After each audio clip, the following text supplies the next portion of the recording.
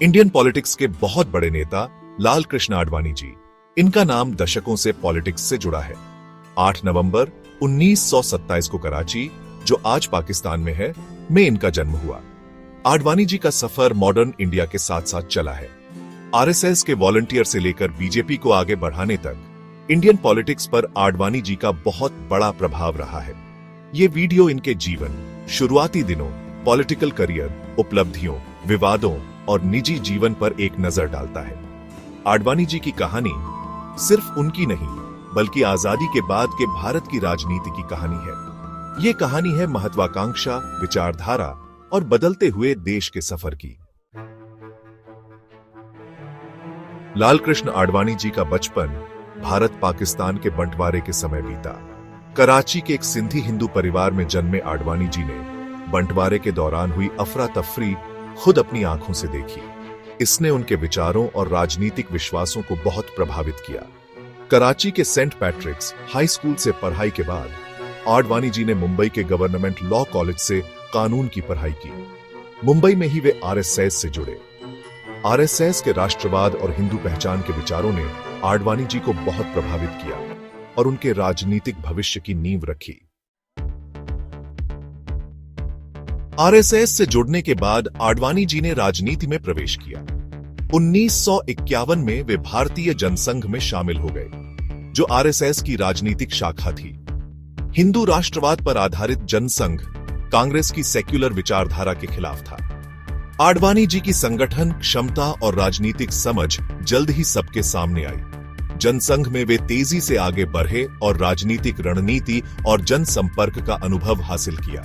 जनसंघ के साथ रहते हुए आडवाणी जी ने राष्ट्रीय सुरक्षा, सांस्कृतिक पहचान और आर्थिक नीति जैसे मुद्दों पर पार्टी का रुख तय करने में महत्वपूर्ण भूमिका निभाई। 70 के दशक में भारत में राजनीतिक उथल-पुथल का दौर था। जनसंघ और कई अन्य पार्टियों ने मिलकर जनता पार्टी बनाई, जो 1977 में इंदिरा गांधी द्वारा लगाए गए आपातकाल के बाद सत्ता में आई। आडवाणी जी 1977 में पहली बार लोकसभा के लिए चुने गए। हालांकि जनता पार्टी की सरकार ज्यादा दिन नहीं चली और 1980 में गिर गई। इसके बाद जनसंघ के अवशेषों से बीजेपी का जन्म हुआ, जिसमें आडवाणी जी ने महत्वपूर्ण भूमिका निभाई। आडवाणी जी का नेतृत्व और जनता से जुड़ने की क्षमता ने उन्हें बीजेपी में आगे बढ़ाया। 1986 में वे बीजेपी के अध्यक्ष बने। 80 के दशक के आखिर और 90 के दशक के शुरुआत में भारतीय राजनीति और आडवाणी जी के करियर में एक बड़ा मोड़ आया। आडवाणी जी ने अयोध्या में राम मंदिर निर्माण के लिए बीजेपी के अभियान का नेतृत्व किया। राम मंदिर आंदोलन ने देश भर में हिंदू राष्ट्रवाद को जगाया और बीजेपी की चुनावी जीत में महत्वपूर्ण भूमिका निभाई। हालांकि इस आंदोलन ने विवाद और हिंसा भी बढ़ाई, जिसका नतीजा 1992 में बाबरी मस्जिद विध्वंस के रूप में सामने आया। राम मंदिर आंदोलन और अयोध्या की घटनाओं में आडवाणी जी की भूमिका पर आज भी बहस होती है। उनके समर्थक उन्हें हिंदू अधिकारों का रक्षक मानते हैं, जबकि विरोधी उन्हें सांप्रदायिक तनाव भड़काने का दोषी मानते हैं। राजनीति से हटकर लाल कृष्ण आडवाणी जी अपने अनुशासित जीवन और पढ़ने लिखने के शौक के लिए जाने जाते हैं। उनकी पत्नी कमला आडवाणी है और उनके 2 बच्चे हैं। आडवाणी जी अपने परिवार के प्रति समर्पित हैं और अपनी निजी जिंदगी को दूर रखते हैं। इतिहास और समसामयिक मुद्दों में उनकी रुचि उनके लेखन में दिखती है। उन्होंने कई किताबें लिखी हैं, जिनमें उनकी आत्मकथा माय कंट्री माय लाइफ भी शामिल है, जो उनके राजनीतिक सफर और भारत के इतिहास पर उनके विचारों को दर्शाती है। 6 दशक से ज्यादा लंबे राजनीतिक करियर में लाल कृष्ण आडवाणी जी ने भारतीय राजनीति पर गहरी छाप छोड़ी है।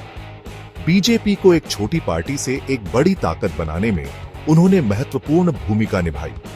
हिंदू राष्ट्रवादी विचारधारा और राम मंदिर आंदोलन में उनकी भूमिका ने भारत की राजनीति और समाज को बहुत प्रभावित किया है। हालांकि आडवाणी जी की विरासत जटिल है। भारतीय राजनीति में उनका योगदान तो अहम है, लेकिन राम मंदिर आंदोलन और अयोध्या की घटनाओं को लेकर आज भी लोगों की मिश्रित राय है। फिर भी भारतीय राजनीति के इतिहास में लाल कृष्ण आडवाणी जी का स्थान सुनिश्चित है। उनकी कहानी आधुनिक भारत की कहानी से हमेशा के लिए जुड़ गई है।